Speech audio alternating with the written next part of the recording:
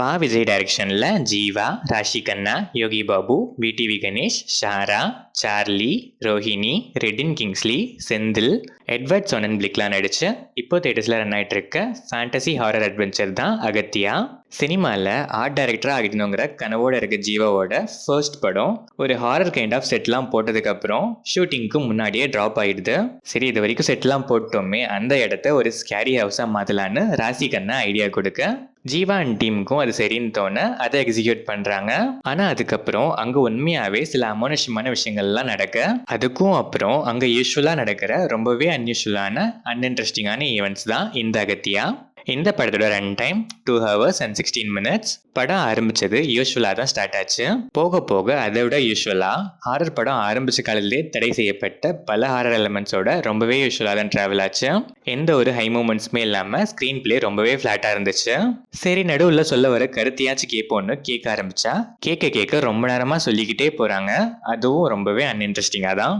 Interval பிளாக்கும் பெருசாக ஒன்றும் இல்லை, ரொம்பவே பழசு தான். ஸ்டேஜிங் ஆஃப் சீன்ஸ் ஒரு கனெக்டே இல்லாமல் ரொம்பவே ஆர்டிஃபிஷியலாக இருந்துச்சு.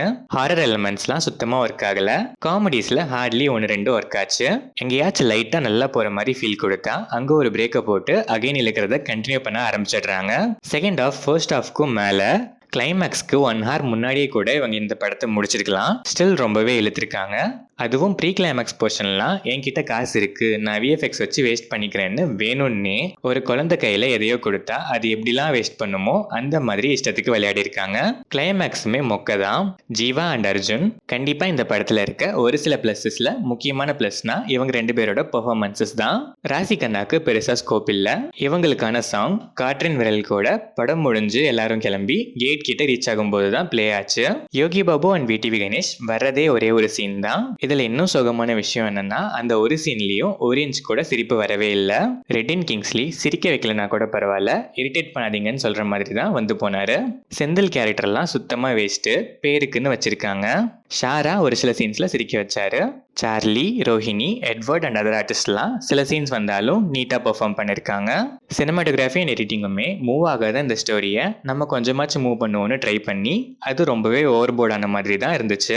யுவன் சங்கர் ராஜா மியூசிக்கில் எண்ணினிய புன்னலாவே ரீமிக்ஸ் நல்லா தான் இருந்துச்சு.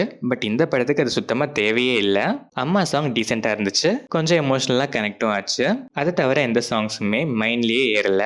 Background score ஓகேஷ். ஓவராலாக பார்த்தா ஒன்லைனாக கூட ஓகே தான். ஆனால் ஸ்க்ரீன் பிளே அண்ட் எக்ஸிகியூஷனில் இதுக்கு மேலேயும் சொதப்ப முடியாதுல்லன்னு கேட்க வைக்கிற மாதிரி ரொம்பவே ஓல்ட் ஃபேஷன்டாக அன்இன்ட்ரெஸ்டிங்காக நல்லா சொதப்பிருக்காங்க. ஃபர்ஸ்ட் ஹாஃப் செகண்ட் ஹாஃப் கூட கம்பேர் பண்ணால் கொஞ்சம் ஓகேஷாக பிலோ ஆவரேஜாக இருந்துச்சு. செகண்ட் ஹாஃப்லாம் ரொம்பவே இழுன்னு இழுத்துருக்காங்க. பிலோ ஆவரேஜுக்கும் கீழே ஒரு பிலோ ஆவரேஜாக இருந்துச்சு. டுவர்ட்ஸ் கிளைமேக்ஸ் விஎஃப்எக்ஸ் கோஸ்ட் ஃபைட்லாம் முடியலடா அப்பா மூமெண்ட்டு.